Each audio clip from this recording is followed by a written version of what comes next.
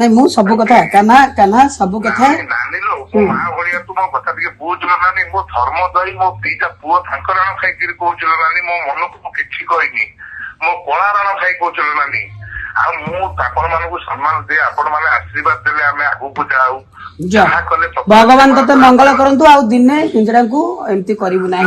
ନାନୀ ଲୋ ମୋ ଠାକୁରଙ୍କ ରାଣ ଜଗନ୍ନାଥଙ୍କ ରାଣ ତୋ ରାଣ ଖାଇ କହୁছিল ନାନୀ। ମୋର କିଛି ଦୋଷ ନାହିଁ। ଇଏ ନାଟକଟା ଯେତେବେଳେ ଆମର ପ୍ରଥମେ ହେଲା ଇଏ 1.5 ମାସ ମାନେ 2-3ଟା ଖଣ୍ଡେ କ୍ୟାମ୍ପ ଯାଇଛି। ସେ ଯୋଉ ମୋ କ୍ୟାରେକ୍ଟର ପ୍ରଥମେ ବାହାର କରିଥିଲେ ଗୀତରେ ବାହାର କରିକିରି ମତେ ନେଇକି ବୁଲେଇକି ନେଇକି ପଳେଇ ଆସିଥିଲେ। ସେଠୁ କିଛି ଲୋକ କହିଲେ କାହ୍ନା ଏଇ ଯୋଉ ପ୍ରଥମ ସିନ୍ଧା ବାହାରୁଛ କାହିଁକି କିଛି ଡାଇଲଗ ଫାଇଲଗ କହୁନ ପଳେଇ ଆସୁଛ ଟିକେ ଭଲ ଲାଗୁନି। ହଁ ତାକୁ ଆଖି ଥର ଲୁହ ମୋର ଆମର ଯୋଉ ଶିବାନୀରେ ହେଇନଥିଲା ସେ ନାଟକରେ ଯେମିତି ବାହାରିକି ଡାଇଲଗ ଫାଇଲଗ ସବୁ କହୁଥିଲୁ ସବୁଆଡେ ଦୁର୍ଯ୍ୟୋଧନ ସବୁ ନିଜ ମାନେ ଥିଲା। ନାଇଁ ମୁଁ ସବୁ କଥା କାହ୍ନା ସବୁ କଥା ନାନୀ ଲୋ ମୋ ମା ଭଳିଆ ତୁ ମୋ କଥା ଟିକେ ବୁଝୁଲ ନାନୀ। ମୋ ଧର୍ମ ଦଇ ମୋ ଦିଟା ପୁଅ ତାଙ୍କ ରାଣ ଖାଇକିରି କହୁছিল ନାନୀ। ମୋ ମନକୁ ମୁଁ କିଛି କହିନି। ମୋ କଳା ରାଣ ଖାଇ କହୁছিল ନାନୀ। ଆଉ ମୁଁ ଆପଣ ମାନଙ୍କୁ ସମ୍ମାନ ଦିଏ। ଆପଣ ମାନେ ଆଶୀର୍ବାଦ ଦେଲେ ଆମେ ଆଗକୁ ଯାଉ। ଯାହା କଲେ ଭଗବାନ ତତେ ମଙ୍ଗଳ କରନ୍ତୁ। ଆଉ ଦିନେ ହିଞ୍ଜଡାଙ୍କୁ ଏମିତି କରିବୁ ନାହିଁ। ନାନୀ ଲୋ ମୋ ପୁଅଙ୍କ ରାଣ ଖାଇ କହୁছিল ନାନୀ। ହଉ ଠିକ ଅଛି। ସାର୍ କଣ ଦୀପକ ସାର୍ ଆଜି ଛୁଆମୂଳା ହେଇଯାଉଛନ୍ତି। ମୁଁ ଗୁରୁ ନିନ୍ଦା କରି ନଟି ଯାଆନ୍ତି।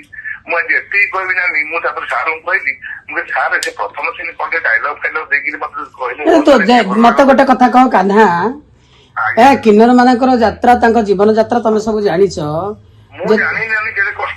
କେତେ କଷ୍ଟ ବେଳେ ଶଳା ହିଞ୍ଜଡା ତୁ କିଛି ମାନେ କୋଉ ଭଳିଆ ମାନେ ସେ କଥା ମୋ କାନ ଫାଟି ଯାଉଛି। ମତେ ଯଦି ବାଞ୍ଛକୁ ବାଞ୍ଛ କହିବା ବାଧିବ ଛୋଟାକୁ ଛୋଟା କହିଲେ ବାଧିବ ଯାହାକୁ ନା ପ୍ରଥମ ତ ସେଇ ଶବ୍ଦ ବିଲକୁଲ ବ୍ୟବହାର କରିବେ ନାହିଁ। କାହିଁକି ନା ତମର ଲକ୍ଷ ଲକ୍ଷ ଫଲୋଅର୍ସ ତମେ ଯାହା କୁହ ସେ କଥାକୁ ଶିଖିକି ଯାଇକି ସେମାନେ ଇମ୍ପ୍ଲିମେଣ୍ଟ କରନ୍ତି।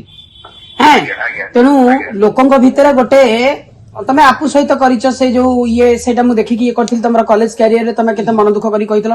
ଦେନ୍ ତାପରଠୁ ତମେ ରେଗୁଲାରିଲି ଠିକ ଅଛି। Anyway thank you. ମୁଁ ପିଲାମାନଙ୍କୁ ସମସ୍ତଙ୍କୁ ବନ୍ଦ କରେ। ରାଣୀ ପଣ୍ଡା ଆଉ ହୁର୍ସି ବାବୁଙ୍କୁ ଅନେକ ଅନେକ ଧନ୍ୟବାଦ ଦବ। ତାଙ୍କ ଲାଗି ଏପର୍ଯ୍ୟନ୍ତ ମୁଁ ଅଟକିଥିଲି। ମତେ ଯୋଉ ସାର୍ ଲେଖିକି ହ୍ୱାଟ୍ସଆପ ରେ ପଠେଇଥିଲେ ମେସେଜ ଯୋଉ ସ୍କ୍ରିପ୍ଟ ଗୋଟେ ପେଜର ଅପଣେଇଲ ମୋ ପାଖରେ ନାନୀ 90 ମୁଁ ଟିକେ ମୋବାଇଲ ବାବଦରେ ଏତେ ଫରୱାର୍ଡ ନୁହେଁ ଯୋଉ ସୋସିଆଲ ମିଡିଆ କି ଯୋଉ ମୋବାଇଲ ସେଟିଂ ବାବଦରେ ମତେ ପଠେଇଦେଲେ। ମୁଁ ସେଇ ରାତିରେ ସେଦିନ ପିଲାମାନଙ୍କ ସହିତ ସେଟ୍ କରି କରିଦେଇଥିଲି।